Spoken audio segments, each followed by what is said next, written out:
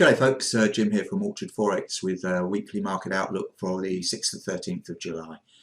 It was a very quiet end to the week last week due to the US holiday, and technically there's very little to go on in most markets at the beginning of this week. For the time being, with regards to the stock markets in particular, the bulls seem to be winning the battle of the conflicting divergence between the hopes of further government-inspired economic stimulus and the increasingly out of control situation, particularly in the US, as far as spiralling new cases of the pandemic are concerned.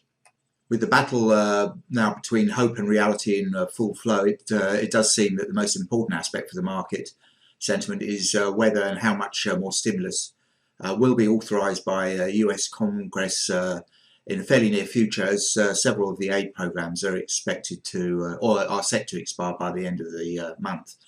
And if we go and have a look at the heat map, you can see from just looking at the short-term indicators in particular that there's very little inspiration either way. But more interestingly, if we look at the longer-term charts, the weekly charts, most risk assets do seem to be pointing higher. So here we've got the stock markets, the S&P, ASX, gold, silver, oil, all seem to be turning a little bit higher. Aussie and Kiwi and the Euro look vaguely positive. Aussie yen and Euro sterling as well. So while I've really got no particular bias either way in the short term, the longer term charts do still suggest buying risk assets on dips. Now, if we fast forward to the economic calendar for the coming week, there's not an awful lot of inspiration here either this week in the calendar. We start off with some minor Australian data, New Zealand data, and there really isn't very much on Monday until the non-manufacturing ISM PMI comes out. Now that's expected to be at 49.5. If we actually go over 50, suggesting expansion rather than contraction, then we might see another blip up in the stock market. We might see a slightly firmer dollar, but I don't expect that to be too market moving. And if we then fast forwards to Tuesday, the main event will be the RBA interest rate decision with I don't think the RBA are going to say an awful lot either. Philip Lowe was speaking last week. If anything, they might sound a little bit dovish because we've got increasing cases, particularly in Victoria. But last week's PMIs were pretty solid. Although having said that, against that, the unemployment numbers have not, unexpectedly, they've been not very good at all. Wednesday, we've got very little on the agenda at all.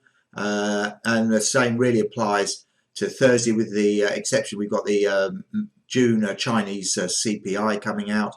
But there's not very much there, really. And then on Friday, it thins out altogether.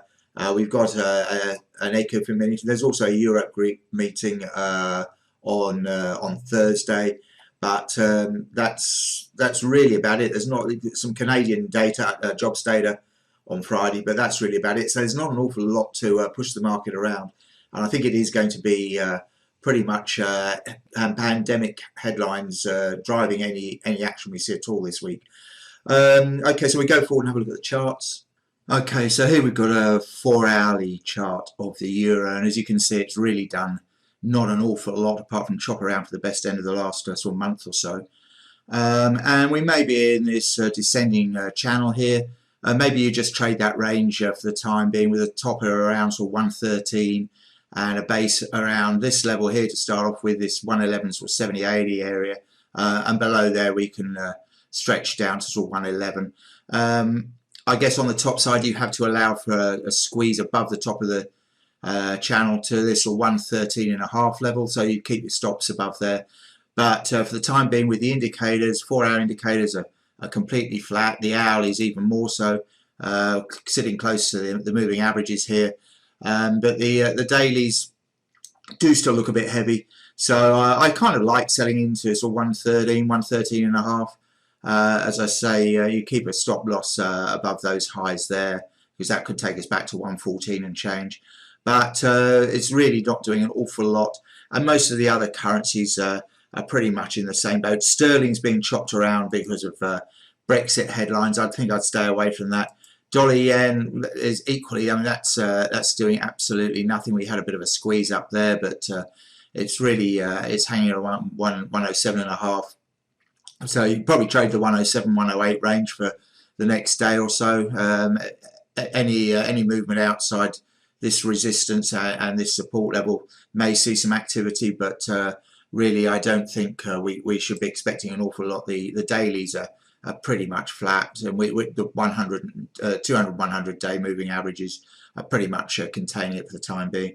The Aussie looks a little bit more perky, but we've had two tests now of 69.70 and it's failed. The 4-hour indicators aren't showing us an awful lot. If we do go above 69.70, then perhaps we can go back to this sort of 70 high.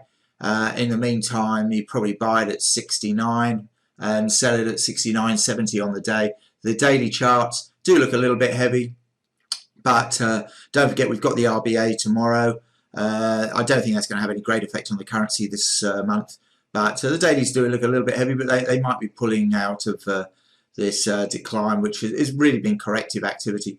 And if the pandemic in the States really does start to take another major turn for the worse, then the Aussie might be a beneficiary. Although, of course, we have got some growing new cases, particularly in Victoria here. So that's probably going to keep a bit of a top side on the Aussie. Same applies to the Kiwi, really. It's looking reasonably healthy, but the 4-hour indicators aren't showing us an awful lot. And the dailies, well, they have been pointing lower, but they seem to be pulling out of that.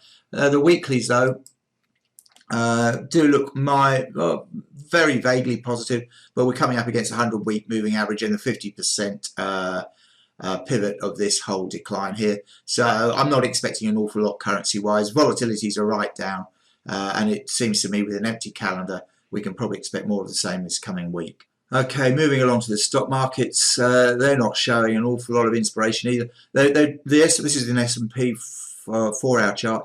It has traded between the support that we mentioned last week, around about 29.80, and this high 31.65. I think it did actually get there at the end of the week, but it closed a little bit lower at 31.15. I suspect we're probably in for more of the same. The 4-hour charts aren't showing us an awful lot. The dailies are pretty flat as well. But as I said earlier, the risk assets in the weekly charts still look positive. So I think we've probably got more upside in the stock market now. And once we've washed through this choppy consolidation period, then I think we possibly can head higher. I think that's only going to come about though if US Congress do come up with some major plan to stimulate the economy. But if they do, then we can see the S&P take out that 31.65 high and possibly head back up to these levels here, which where's that, sort of 32.20 or so. So yeah, we could possibly do that, and once we get through there, well, I can't see why we should want to go back towards the all-time high, but that's where it is, up around 30, just under 3,400. That's a long way off. In the meantime, continue to trade that range, 3,000. Probably early in the week, 3,100 to 3,165, I think, probably covers it for Monday. Just quickly onto the ASX. Looks to be in a similar position. The dailies are fairly neutral. And we've been stuck between the 200 and the 100 day moving averages now for quite some time. But the weekly charts do still look positive. Having broken below the 200 week moving average, we closed more or less on it, but it looks like we're trying to trend a little bit higher. This 100 week moving average 6,200 is some way off. It's 200 points away, but it does appear that the weekly suggests we're heading in that direction. The dailies, as I say, are flat, and the 4-hour charts aren't showing us much inspiration either. So for the time being, I think probably 59.70 to sort of 60.30 should cover it for Monday. Moving on to commodities, here we've got a 4-hour chart of gold, and we're having trouble just breaking through this sort of 1780, 85 level at the moment, and the 4-hour charts aren't really showing us a great deal. The dailies are pointing higher, but bear in mind this bearish divergence that we're seeing here. So I kind of do like gold higher, but I think you can bide your time for the time being. The RSIs seem to be running out of steam as well, but the weeklies look vaguely positive, and I think this I kind of like this cup formation here, and think that eventually we are going to take out this level here, this was 1780-85 level, and if that's the case, we can head back towards this sort of 1900 plus level. This is a weekly chart, so this is a long term game plan. But for the time being, I'd rather buy dips, and I think gold will continue to benefit from safe haven demand in the longer term, given that the pandemic is going in the wrong direction, if anything. Oil, much the same. Okay, here we've got a 4-hour chart of West Texas Intermediate. Now we're hanging around this resistance area that I've spoken about on several occasions before, the FIBO and the neckline of a longer term head and shoulders. But the 4-hour charts aren't showing us a great deal either at the moment, so I think more of the same applies in the short term. The dailies still look slightly corrective to me, so I'm not really expecting any major move for the time being. But the weeklies, as I've said before, they still point higher. If we do see some government stimulus, a decent package coming from Congress, oil will like that, and that should be able to push it on through that 40-43 area and up to where my target is, around sort of 50-55. That remains to be seen. It's a long way off, and as I say, this is a weekly chart, so don't get overexcited. So I think that's probably about it for this week. Don't want to go on for too long. As I say, I think range trading is the name of the game at the moment. I've put up a couple of ideas on the website next to the trend table. So go to that at althouhg.com, and you'll find some trading ideas for Monday there. Otherwise, I'll be back next week with another weekly outlook. If we do see any movement during the week, I'll put up a video then outlining any prospective ideas. So until then, have a good week's trading, and talk to you later. Cheers.